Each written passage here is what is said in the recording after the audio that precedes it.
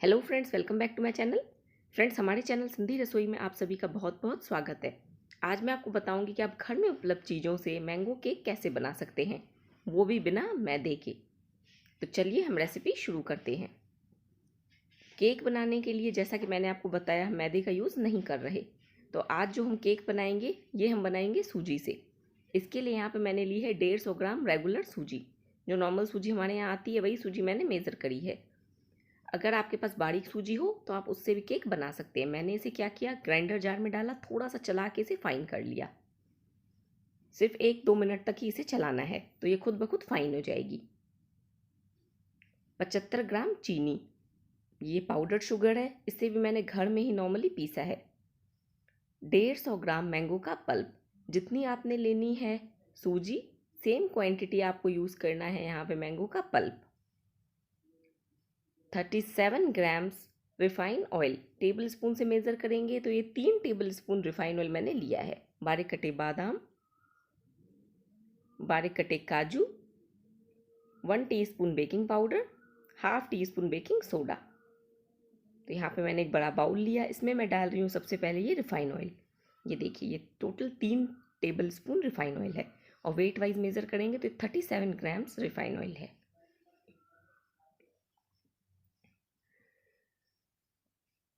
अब हम इसमें डालेंगे पाउडर्ड शुगर।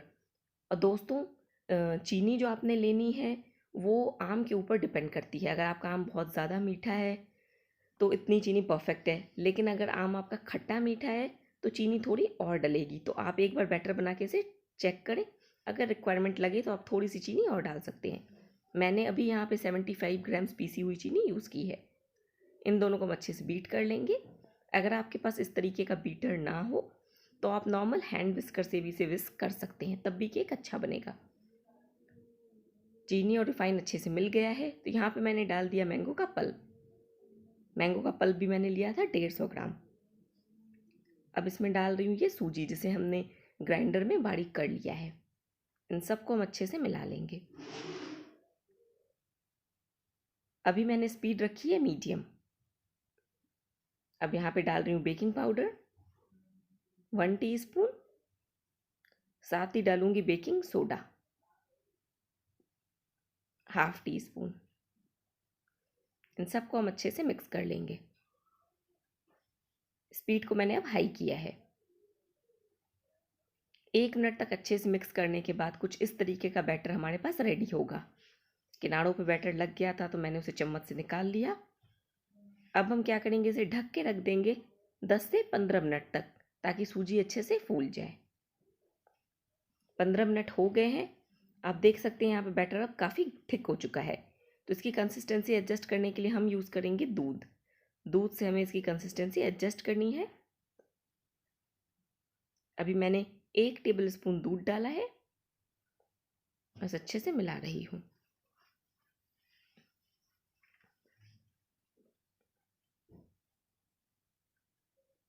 देखिए, थोड़ा सा बैटर थिक है तो इसमें थोड़ा सा दूध मैं और डालूंगी, तकरीबन 1 चम्मच। फिर से इसे अच्छे से मिला लेंगे। और कुकर दोस्तों मैंने ऑलरेडी प्री हीट होने रख दिया है, क्योंकि जब कुकर अच्छे से प्री हीट होगा तभी हमारा केक अच्छे से बेक होगा। आप कंसिस्टेंसी ध्यान से देख लें। इस तरीके की कंसिस्टेंसी होनी चाहिए कि जब आप बैटर को गिराएं तो वो जल्दी जल्दी गिरे और इतना पतला भी ना हो कि आपके चम्मच से उधर जाए। केक टिन को मैंने ग्रीस करके रखा है। मैंने क्या किया, इस पर अच्छे से ऑयल लगा लिया, उसके बाद इस पर 1 चम्मच मैदा डाल के उसे चारों तरफ घुमा दिया। तो इस तरीके से इस पर मैदे की एक लेयर सी बन गई। और अगर आप इस तरीके से केक टिन को ग्रीस नहीं कर सकते हैं तो सिंपली आप इसमें इस तरीके से बटर पेपर भी लगा सकते हैं। चाहे आप बटर पेपर लगा लें या आप इसमें एल्युमिनियम फॉइल भी लगा सकते हैं। जो फॉइल पेपर हमारे घर में आता है वो भी आप यूज़ कर सकते हैं। अगर आप फॉइल पेपर या बटर पेपर यूज़ कर रहे हैं तो आपको नीचे से ऑयल लगाने की ज़रूरत भी नहीं पड़ेगी। अब मैं इसमें बैटर पोर कर दूंगी केक का।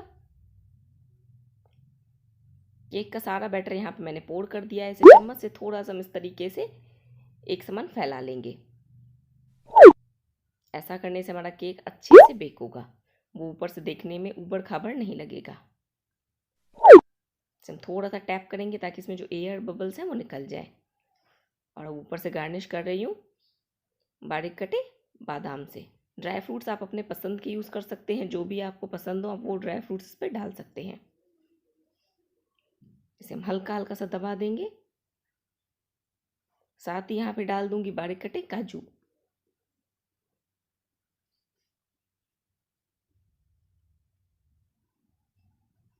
इसे भी हल्का सा प्रेस करेंगे।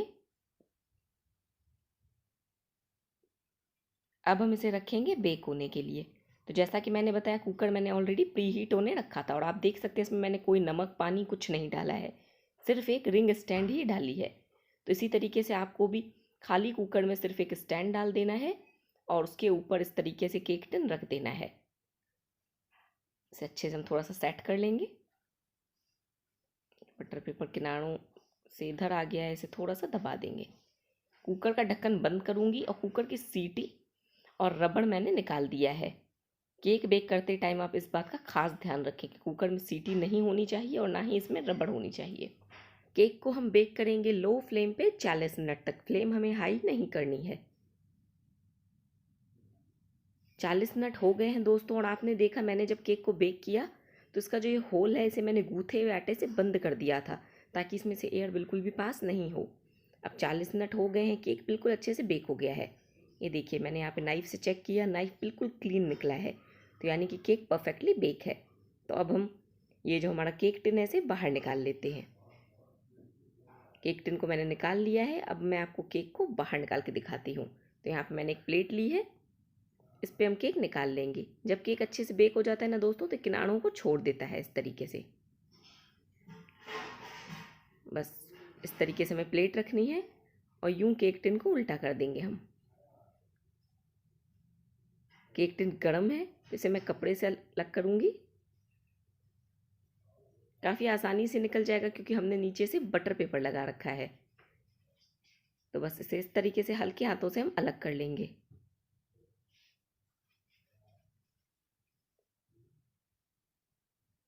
धीरे धीरे से हम इसे निकाल लेंगे।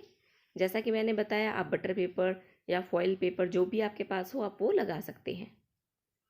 ये देखिए केक कितना जालीदार स्पंजी बना है, और दोस्तों जितना ये देखने में अच्छा लग रहा है ना, उतना ही ये खाने में भी टेस्टी है। और सारे सामान आपको आपके किचन में ही मिल जाएंगे।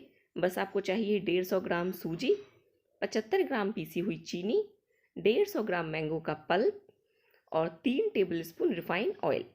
साथ ही 1 teaspoon baking powder, half tea spoon baking soda. और ये सारे सामान हमारे किचन में ही होते हैं, हमें बाहर से कुछ भी लेने की ज़रूरत नहीं है। देखिए केक बन के तैयार है। मैंने इसे गार्निश किया है चॉकलेट सॉस से। तो रेसिपी कैसी लगी दोस्तों कमेंट सेक्शन में लिख के ज़रूर बताएं। वीडियो पसंद आई तो चैनल को सब्सक्राइब करें, वीडियो को लाइक करें। तो मिलते हैं नेक्स्ट रेसिपी के साथ, तब तक के लिए गुड बाय।